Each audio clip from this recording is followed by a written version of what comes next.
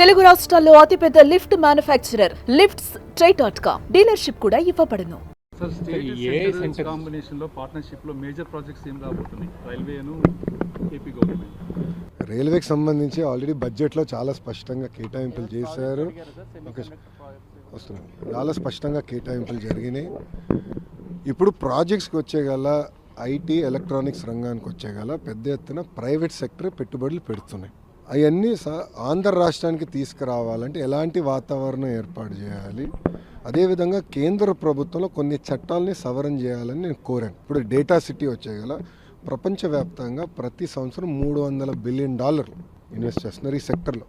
భారతదేశానికి దాంట్లో $100 బిలియన్ తీసుకొచ్చే శక్తి మనకుంది. 100 బిలియన్. దాంట్లో ఆఫ్కోర్స్ నా స్వార్థం ఉంటుంది, ఆంధ్ర రాష్ట్రానికి ఎక్కువ శాతం రావాలని స్వార్థం అయితే నాకు ఉంటుంది. కానీ దేశానికి 100 బిలియన్ తీసుకురావాలంటే ఎలాంటి సవరణలు చేయాలనే దానిపైన నేను గౌరవ మంత్రి గారికి నేను సూచించాను. ఆయన సలహాలు కూడా తీసుకున్నాను. నేను అడిగిన దానిపైన చాలా ఓపెన్గా అందరు మంత్రులు కూడా ఉన్నప్పుడు చాలా మంచిగా డిబేట్ చేశాం.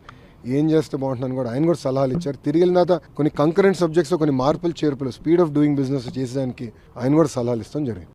ఓర్వకల్లో జపాన్ సెమీకండక్టర్ యూనిట్ పెడతారు అని ఒక వార్తలు వచ్చేసారి నాకన్నా ఫాస్ట్గా మీకే వస్తున్నాయి. అన్ని విషయాలు మేము డిస్కస్ చేస్తున్నాం. ఎందుకంటే మీరు చూస్తే ఆంధ్ర రాష్ట్రంలో చాలా స్పష్టంగా ఒకే రాజధాని కానీ అభివృద్ధి వికేంద్రీకరణ అనేది ఎన్డీఏ ప్రభుత్వం నినాదం. దాంట్లో భాగంగా గతంలోనే మేము వికేంద్రీకరణ ఎట్లా చేయాలని చేసి చూపించాం. ఈరోజు మీరు చూస్తే కియా మోటార్స్ ఎక్కడికి వచ్చింది, అనంతపూర్కి వచ్చింది. ఎలక్ట్రానిక్స్ మ్యానుఫ్యాక్చరింగ్ ఎక్కడికి వచ్చింది, చిత్తూరుకి వచ్చింది. ఆర్సిలర్ మిత్తల్ ఇప్పుడు ఎక్కడికి వస్తుంది, ఉత్తరాంధ్రకు వస్తుంది. ఐటీ కంపెనీలు ఎక్కడ వస్తున్నాయి, విశాఖపట్నానికి వస్తుంది. సో అభివృద్ధి వికేంద్రీకరణ అనేది మేము చేసి చూపించాం.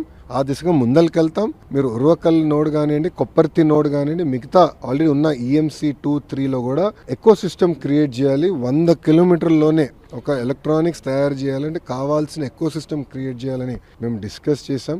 నేను కూడా గతంలో అమెరికాలో పర్యటించినప్పుడు అనేక కంపెనీలు కలిసాను. వాళ్ళ ఫీడ్బ్యాక్ ఏంటో కూడా గౌరవ మంత్రి గారికి నేను చెప్తాం జరిగింది. మేము అవన్నీ డిస్కస్ చేసుకున్నాం. గౌరవ మంత్రి గారు కూడా త్వరలో విశాఖపట్నానికి అదేవిధంగా మన తిరుపతికి వచ్చి మన గతంలో తెలుగుదేశం పార్టీ అధికారులు ఉన్నప్పుడు ఎలా చేసాం, ఏం చేసాం అని ఆయన స్వయంగా చూడాలని కూడా కోరటం జరిగింది. త్వరలో ఆంధ్ర రాష్ట్రానికి మంత్రి గారు కూడా వస్తారు. సుమన్ టీవీలో మీ పర్సనల్ అండ్ బిజినెస్ ప్రమోషన్స్ కోసం కింది నెంబర్కి కాంటాక్ట్ చేయండి.